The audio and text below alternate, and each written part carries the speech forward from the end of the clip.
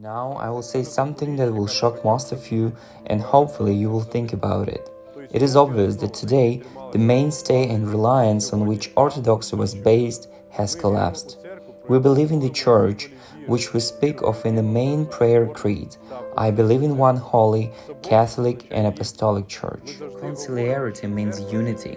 We always say that the Church is the body of Christ, and it is impossible for the body not to respond to the pain of one of its members. Today we see how the Ukrainian Orthodox Church alone is fighting against those who are trying to destroy and crush it, and it is obvious. The Orthodox world and the hierarchy of the whole world, the primates of Orthodox churches, are silent when they see the beating of believers, the capture of churches, and today the unfair eviction of Orthodox monks from the monastery of Kiev-Pechersk Lavra, which belongs to the monastics who founded it. And those photographs that were taken in the 80s, when the Lavra was crucified, devastated, and almost destroyed, are not a secret for anyone. For 30 years, the monastics of the Ukrainian Orthodox Church and believers restored the Lavra with their own hands, with their own labors and their own finances. The crisis of the Ukrainian Orthodox Church, like the war in Ukraine, has affected the whole world, and this crisis is spreading throughout the world. If all the society today reacted to the war in Ukraine by helping and supporting the Ukrainian people, why is the World Orthodox Church not responding to the crisis and enmity between the Orthodox Christians of Ukraine in simply remaining silent, taking the pose of an ostrich? Let's ask ourselves today the question of who generally spoke out in support of Ukrainian Orthodox Church or expressed their opinion about the situation that is happening in Ukraine and the Ukrainian Orthodoxy. Today we see that Pope speaks out in support of the Ukrainian Orthodox Church and protests the eviction of monks. Not many supported it. Only the Polish Orthodox Church and several other hierarchs of local churches. But these are not primates, this is not a synod or a council of Orthodox churches. When Ukrainian priests or hierarchs come to any local church, they are gladly received, they are asked who their primate is, and when they hear the word, His Beatitude Metropolitan Onufry, they gladly accept and share with them the cup with the body and blood of Christ.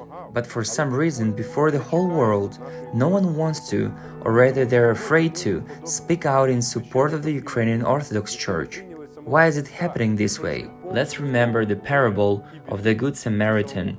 When the beaten wooden man was lying on the ground, the Levites and priests passed by, because they say that he did not ask for help, he did not ask anyone to help him. But the Lord does not ask for help. Who will we be like today?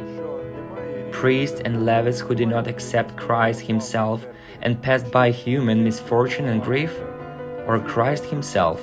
Is it necessary to wait today for the Ukrainian Orthodox Church to cry out for help to other local churches? Or did the crisis that engulfed the entire world of Orthodoxy destroy the Catholicity of the Orthodox Church? After all, we always say that there are not different churches. There is no Ukrainian Orthodox Church, or Georgian Orthodox Church, or Romanian Orthodox Church.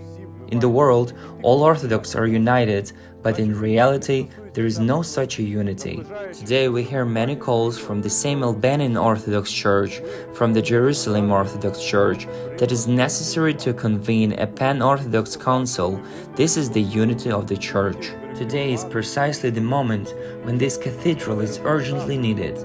But we see how everyone washes their hands and sits silently on the sidelines. It is like this is not their problem. Approaching the celebration of the bright resurrection of Christ, we can recall the example of Pontius Pilate, who washed his hands and said that the death of this righteous one is not on my hands. He wanted to retain power and position in society, but in the end, the Lord took away both power and position from him. Therefore, there is no need to be silent today. All Orthodox need to raise their voice. I appeal to all Orthodox priests around the world, to all hierarchs and primates, If today the Orthodox Church does not gather for a pan-Orthodox council in order to resolve all crisis issues, issues of autocephaly, issues of Orthodoxy in Ukraine, Orthodoxy will not stand. It will be destroyed, and it will not remain in local churches, but only in the hearts of ordinary believers.